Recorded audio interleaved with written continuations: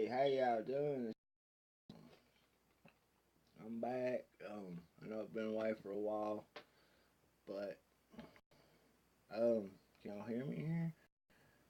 Something seems to be wrong with my sound. There we go. There we go. Sounding good, live and clear, loud and clear. Um, been really busy this weekend, doing this, that, and the other. Been working on my house a little bit.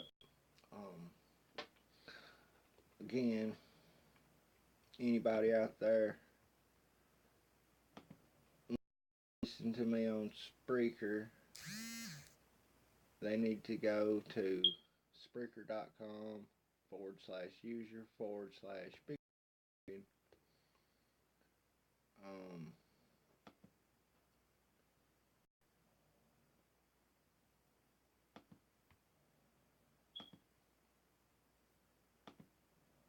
that's all I know to tell you. My website, alexmorganshow.com, it's down right now for maintenance, but it should be back up and running by tomorrow morning sometime. But I apologize for the site being down. Um, I've got away from the blog talk radio as of late. Um,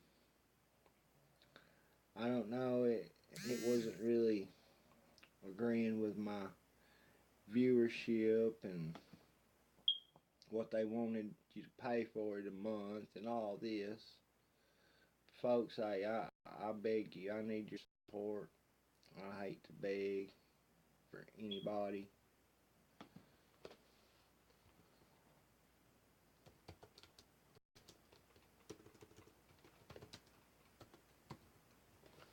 I do. I really hate to beg to anybody.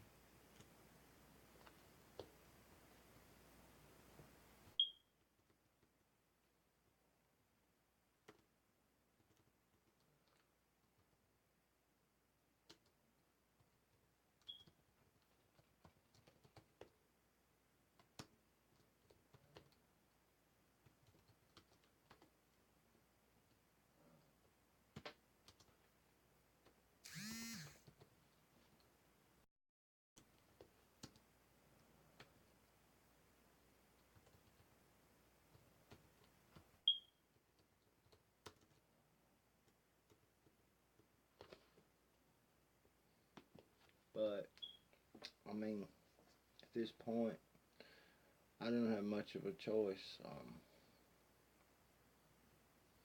My viewership is down. Well, I don't want to say it's down, but it's surely not as high as it needs to be. My online store ain't been making much money, to say the least. Um, and I haven't been getting enough attention from my viewers as of late. I really feel like giving up times. But then again, you know, I feel like there's a wall out there that I just can't seem to punch through. I just can't seem to get through that wall for some reason. I'm not saying that Google's blocking these videos that I'm putting out or anything like that, but you know, you never know. Whether it's a geographical kind of censorship or it's just a full onslaught of censorship. It doesn't matter, folks. We need to win this information war no matter what. Hands down. Now, I've been sending out a newsletter the past week or so.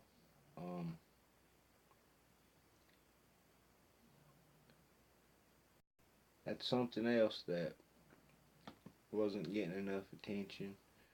Folks, I don't do this stuff to, for my health or for anything like that. I do this stuff for you. I do this stuff for my country. Here I am, got a little life. It ain't all that great, but it could be a lot better, but whatever. And I just felt like this was my own civic duty in a way to, you know, do something with my life. And, I wasn't really doing that much else. But yeah, folks, anybody out there wants to call me tonight, phone lines are open, 276-524-0047. Any of my Facebook users out there, you can contact me directly through Facebook. I would be more than happy to take your call, whether it's a video call, voice call, it doesn't really matter. I'd love to hear from any of you.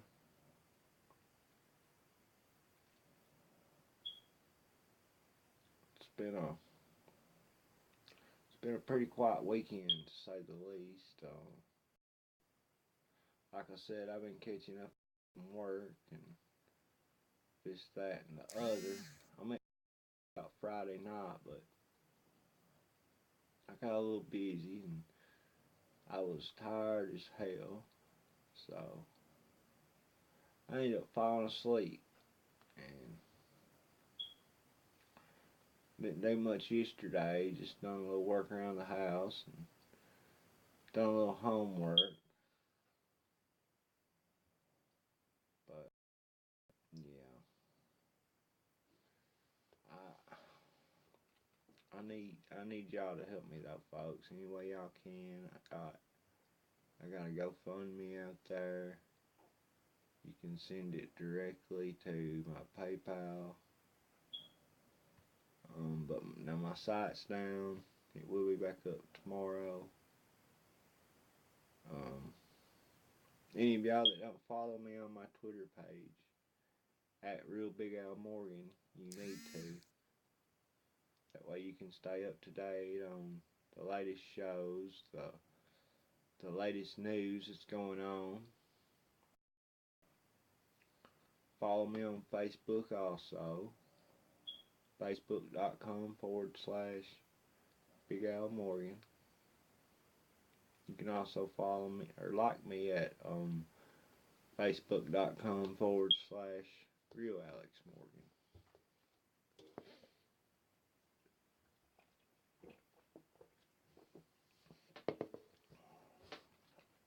But yeah, we got a lot of good news for y'all tonight.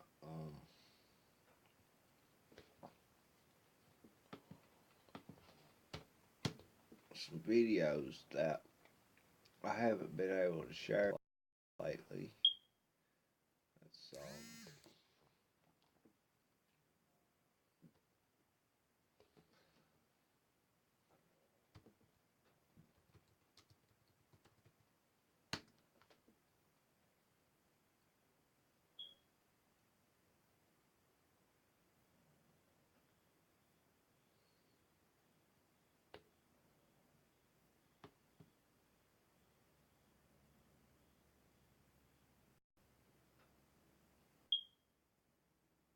Maxine Waters, a California Congresswoman, has become a celebrity on the left lately for her willingness to say bizarre things that seem at times untethered from reality. She has a particular dislike, apparently, for HUD Secretary Ben Carson, weirdly. She vowed to, paraphrasing here, take apart his rear end. Now she's vowing harassment. Watch this. Ben Carson,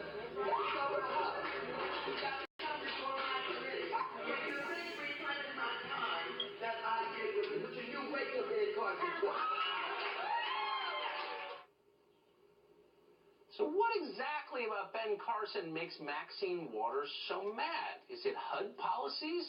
Or is it something else? Jumaane Williams is a New York City councilman, and he joins us tonight. Councilman, thanks a lot for coming on. Thanks for having me. I don't know if you've ever talked to Ben Carson.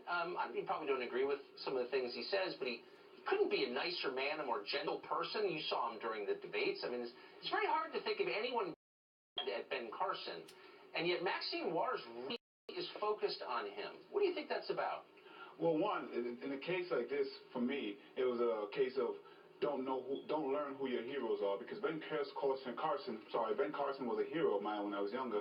I know I speak for a lot of young black men who are disappointed to see where he is and his real ideology and policy. I wrote an op-ed that said that this man actually shouldn't be the head of HUD, and I believe he was only put there because he has some melanin in his skin.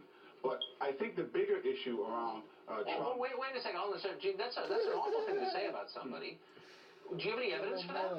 There, for me, seemed no other reasons for a man who was clearly unqualified, had no experience in housing at all whatsoever, and would have the words urban in it to put someone with some melanin in their skin. That was reason enough for me. I know you can disagree.